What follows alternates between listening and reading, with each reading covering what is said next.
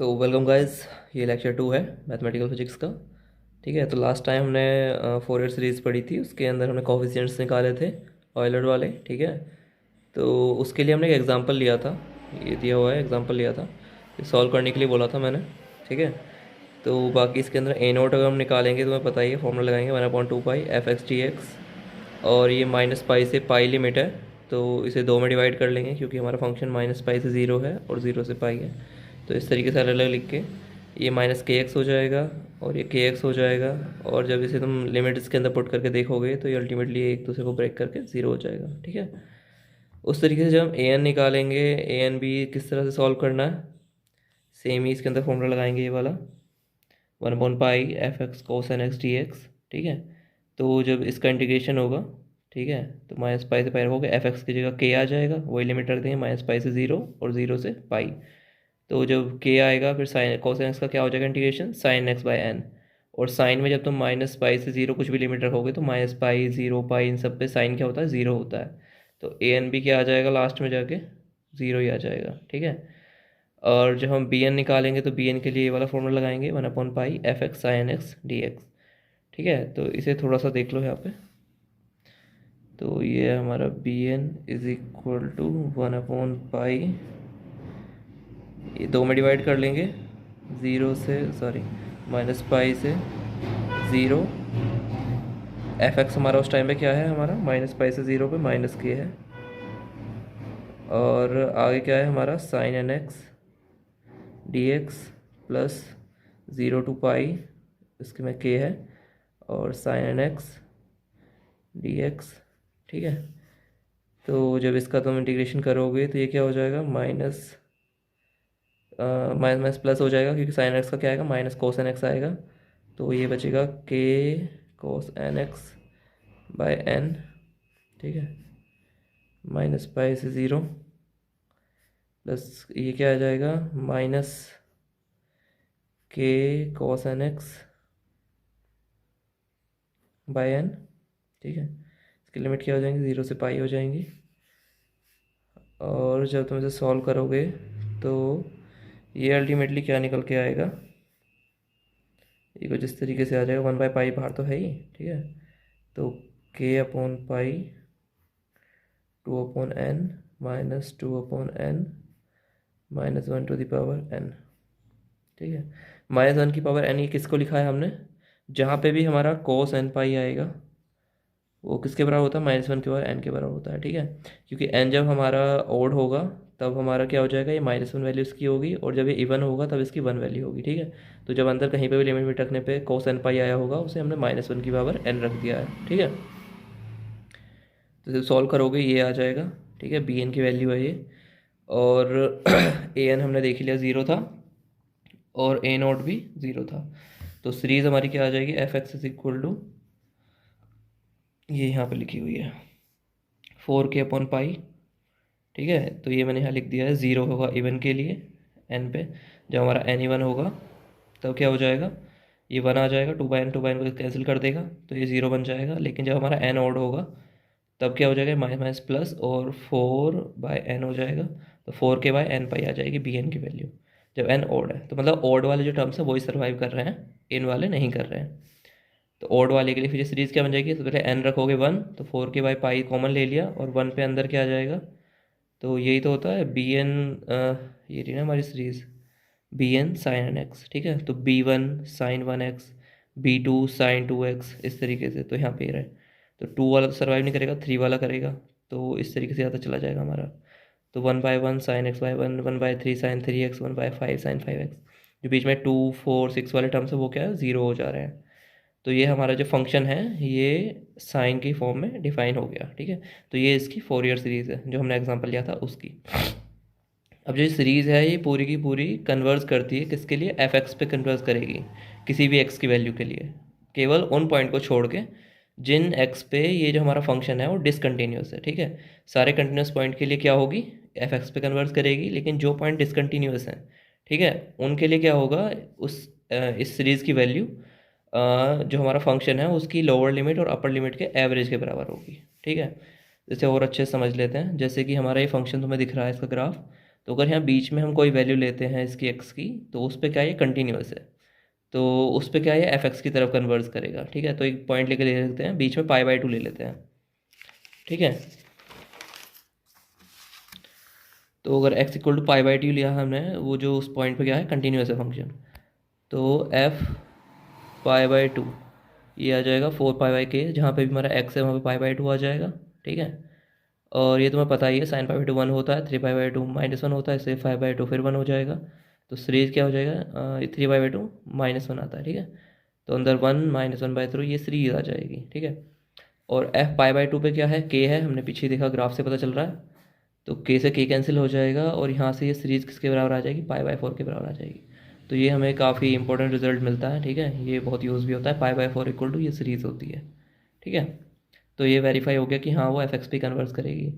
लेकिन अगर हम वो वाले पॉइंट देखें जिस पे वो डिसकंटिन्यूस है, तो डिसकंटिन्यूस किस पॉइंट पे है ये, इस पे अगर जीरो जो है उसे हम देखें तो डिसकंटिन्यूस है। उसे प्रूव करने के लिए क्या है, 0+h लिमिट और 0-h लिमिट, जैसे हमने पढ़ा था स्कूल टाइम में भी। तो ये रही, तो अगर एफ एक्स प्लस एच के लिए और माइनस एच के लिए तुम निकालोगे तो क्या आएगा,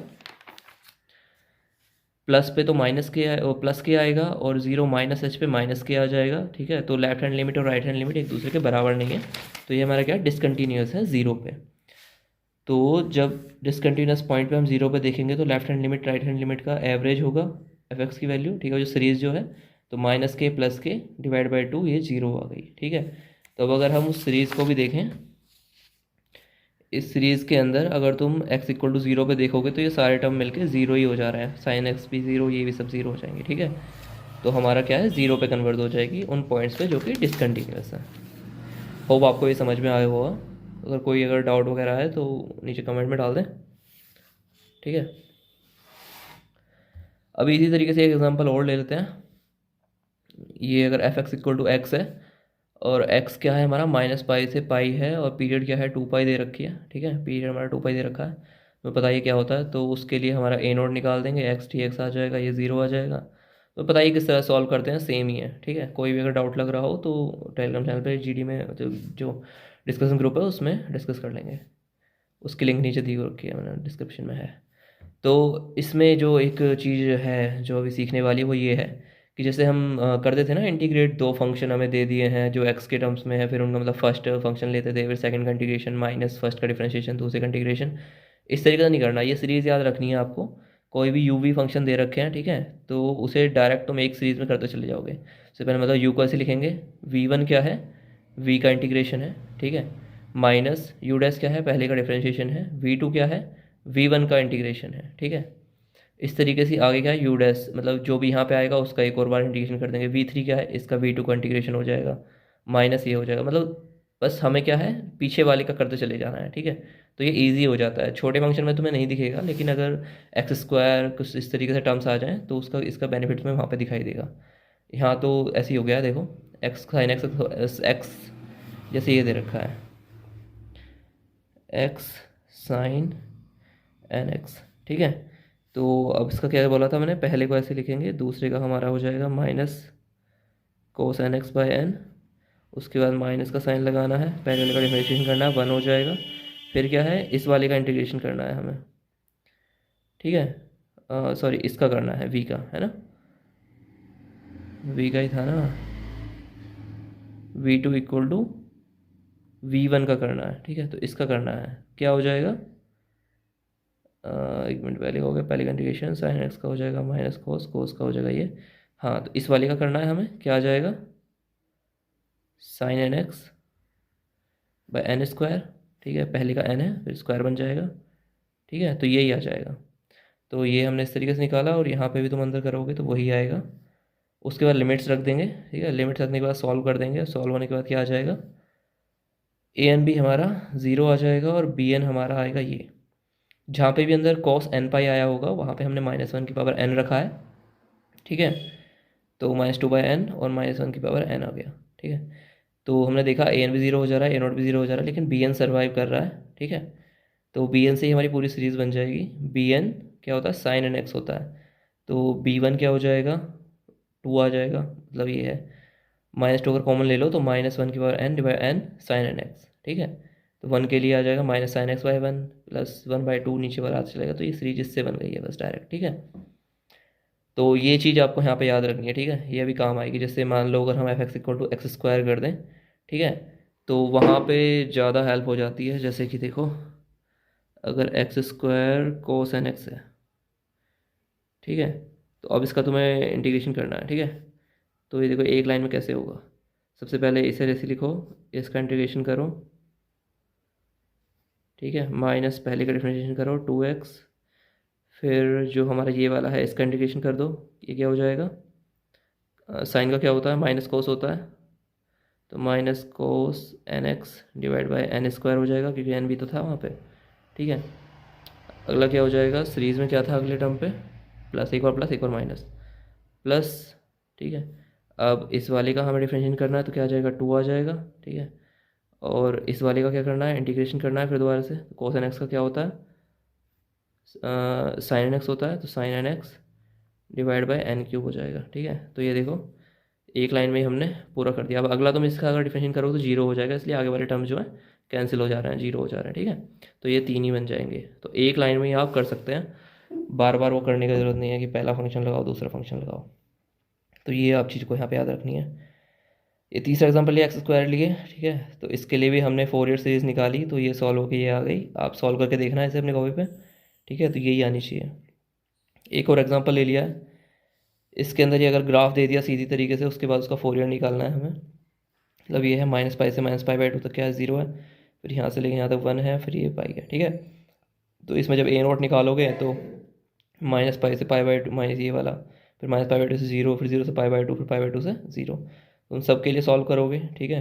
मेनली तो फिर बीच के लिए सॉल्व हो जाएगा, ठीक है। तो लिमिट्स रख के सॉल्व करना है, वैसे ही जैसे पहले किया था। और a0 निकालो, an निकालो, bn निकालो, ठीक है। और इससे मैच करने चाहिए तुम्हारे, ठीक है। an ये आएगा, bn 0 आएगा, ठीक है। और जब an ये आएगा तो उसके बाद ये सीरीज इस तरीके से बन जाएगी। और यहाँ पे क्या याद रखने वाली बात है कि साइन nπ/2 जहाँ पे भी आएगा तो उसकी 3 वैल्यू हो सकती हैं, 0, 1 और -1, ठीक है। 0 किसके लिए होगी, जब हमारा जो n है वो इवन होगा, जितने भी इवन टर्म्स हैं उनके लिए क्या हो जाएगा, ये साइन nπ/2 0 हो जाएगा। और 1 किसके लिए होगा, 1, 5, 9 जो भी नंबर हैं इनके लिए होगा, ठीक है।